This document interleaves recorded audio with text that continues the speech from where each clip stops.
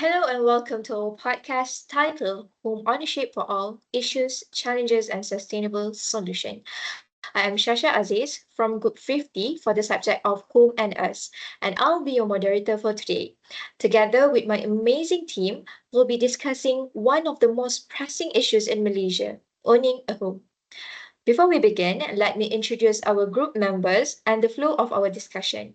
For the starter, me myself will open the topic by explaining the introduction, including importance of the home ownership and the link of the issues with SDG 11. Next, we have BIHAQI FARHAN, who will talk about the factor influencing housing choices. Furthermore, QARIRA IZZUDDIN will share the main issues and challenges related to home ownership. Then FADHLUL AQILAH will propose solution based on the Sustainable Development Goals or SDGs. Lastly, CHEN will wrap up our session and share a brief conclusion. So let me begin. Home ownership today is no longer just a personal dream. It has become a basic necessity for every individual and family. But in reality, owning a home in Malaysia is increasingly difficult, especially for the youth and those in B40 and M40 income groups. High house prices, stagnant wages, and shortage of affordable housing options are major challenges that continue to affect many people. Home isn't just a building, it represents security, stability, and dignity. It's the foundation for a strong family, a place to grow emotionally and mentally, and a space to build a better life. Beyond that, home ownership plays a vital role in building stable and harmonious community. When residents have a permanent place to live, it encourages stronger social bonds, community cooperation, and a deeper sense of belongings. However, if these issues are not addressed properly, we could face more serious problems such as rising homelessness, increased social inequalities, and growing urban poverty.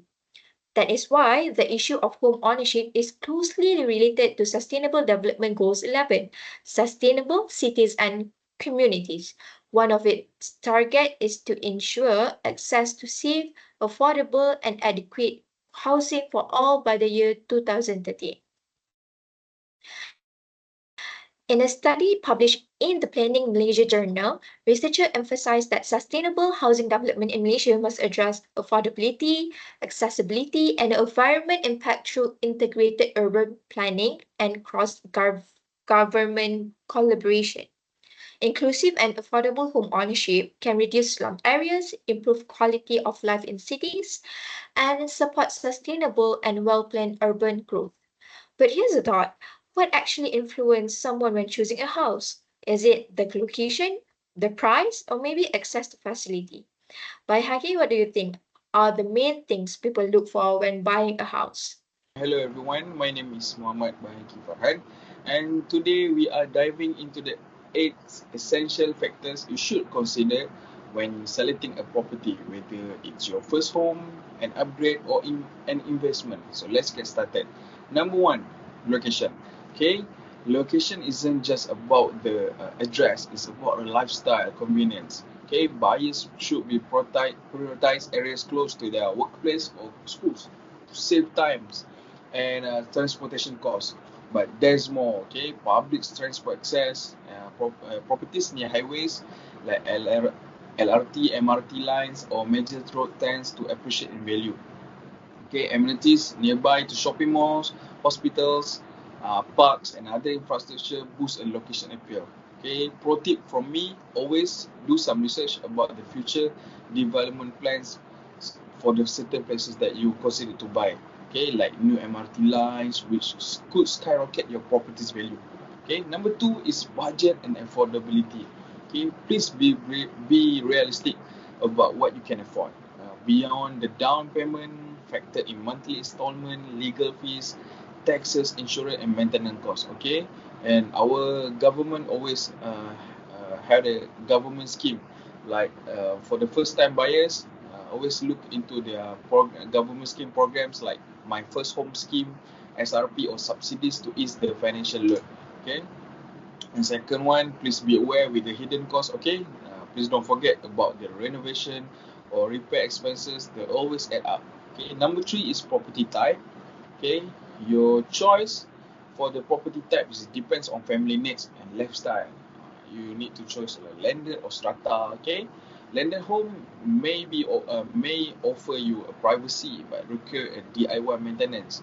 But the condos have fees but included shared facilities like gyms or pools. Okay, and the second one is gated communities. Okay, it's very ideal for families seeking security and exclusivity.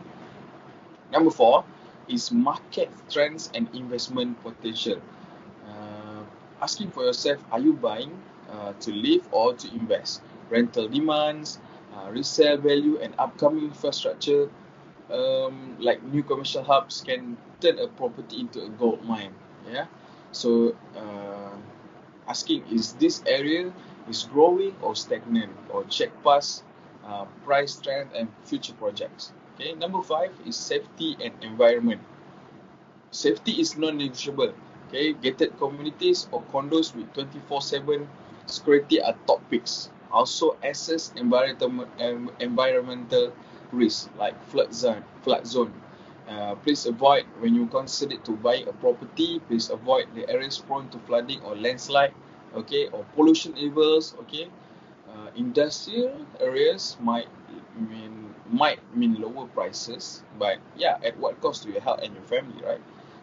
That's great, BAIHAQI. Thank you for sharing those insights.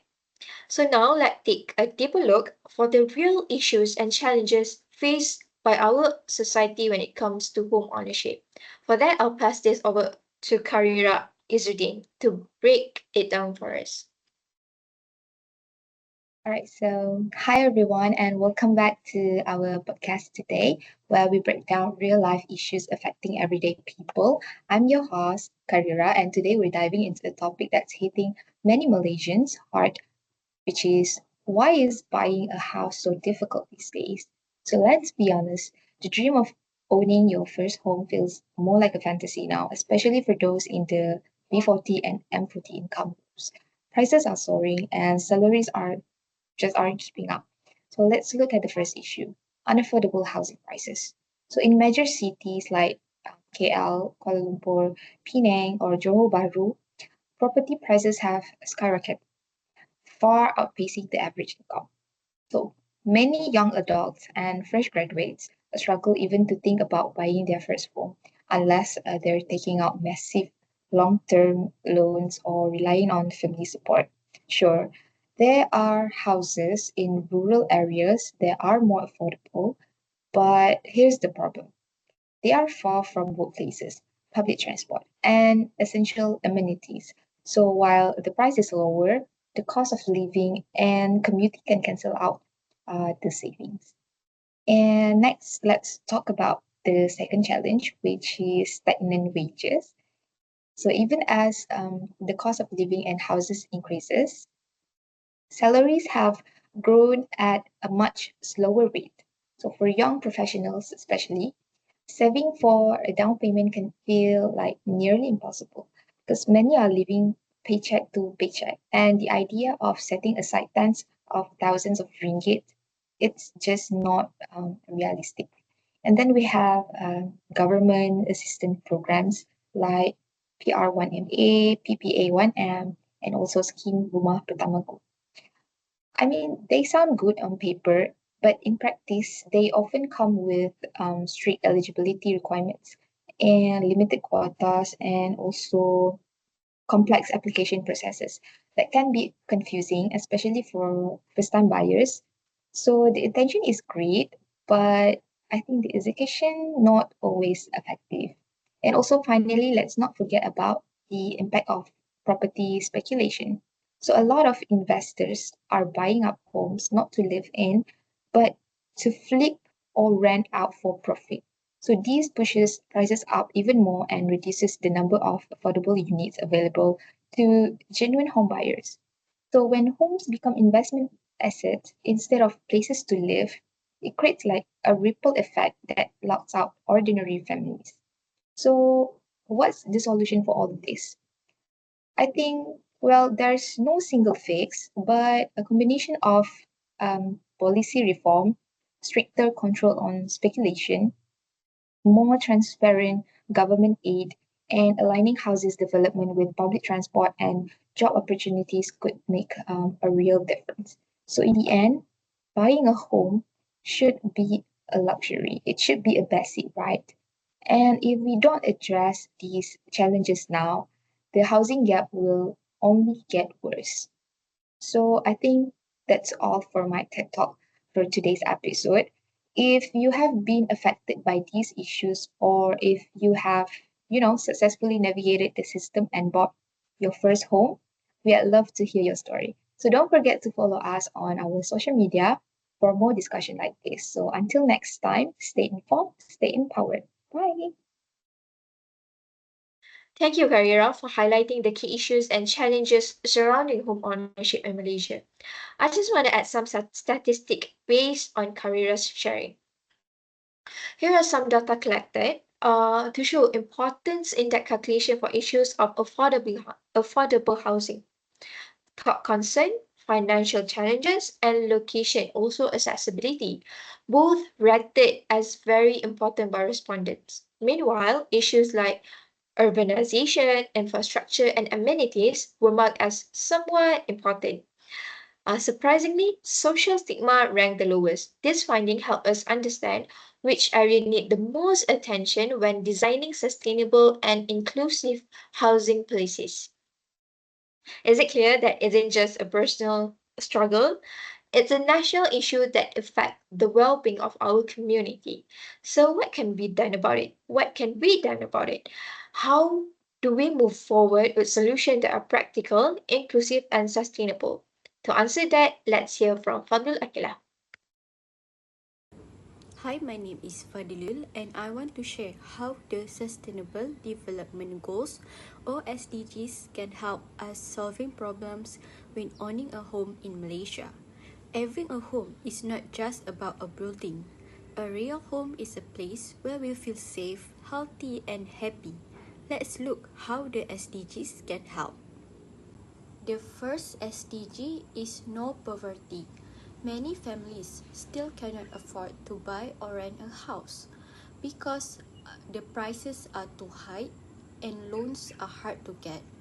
A good solution is to build more low-cost homes and give people easier access to home loans or financial support.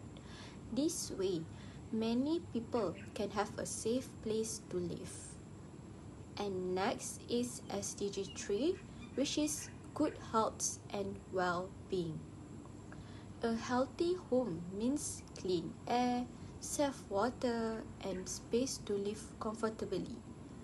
Home should be safe, clean, and peaceful, so people can live without stress or illness because dirty and crowded homes can lead to health problems. So we need to make sure that all houses are good for both the body and the mind. Now, let's talk about gender equality. Home ownership is not always equal for women and vulnerable people who often face more barriers when it comes to owning property or getting loans. We need to make sure that everyone has equal rights to buy or rent a home, including single mothers, older people, and people with disabilities. Fair housing helps build stronger communities. Another SDG is to access to clean water and energy. All homes should have basic utilities like running water and electricity. We should also try to use renewable energy such as solar power to reduce pollution and save money. This helps both the people and the environment. Finally, let's look at SDG 11, Sustainable Cities and Communities. As our cities grow, we must plan them well. Some people still live in overcrowded or poor housing areas like slums. We need to make sure that town planning includes everyone and that we upgrade slum areas with proper roads, lights, clean water and waste management so no one is left behind. But we also need to give education to everyone to be disciplined and take a good care of the new facilities. So, what we learn from all this? By following the SDGs, we can make housing better for everyone. We can fight poverty, support better health, protect equal rights, improve utilities, and build cleaner and smarter city. Thank you, Akila, for the sharing. Those insightful and future-focused solution. We now look at the key factor, the main challenges, and the potential way forward as we try to end as we reach to end our discussion. It's time to reflect and wrap things up. To help us with a brief recap and closing thought on today's topic, I'll pass this over to Chen. In conclusion, home ownership is more than a personal goal. It is a fundamental human right and a key foundation for stable families, inclusive communities, and a sustainable nation. Yet, many Malaysians, especially in the B40 and M40 groups, struggling with rising property price, limited wages, and housing support. By aligning housing policies with the Sustainable Development Goals, particularly the SDG 1, no poverty, SDG 3, good health and well-being, also SDG 11, sustainable cities and communities, we can promote a more equitable future. Key solutions include expanding affordable housing, improving financial access, ensuring gender equality rights, and integrating infrastructure and green energy. A holistic, exclusive housing policy is essential for a long-term social and economic progress, and it requires collaboration across government, the private sector, and civil society. That's all from our groups. Thank you very much.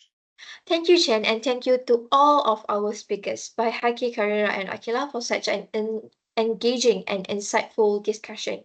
We hope this podcast has helped you better understanding the reality of home ownership in Malaysia, and most importantly, how we can move forward inclusive and sustainable solution for the future. That's all from us today. I'm Shasha, your moderator. Thank you for tuning in to our podcast. Take care and goodbye.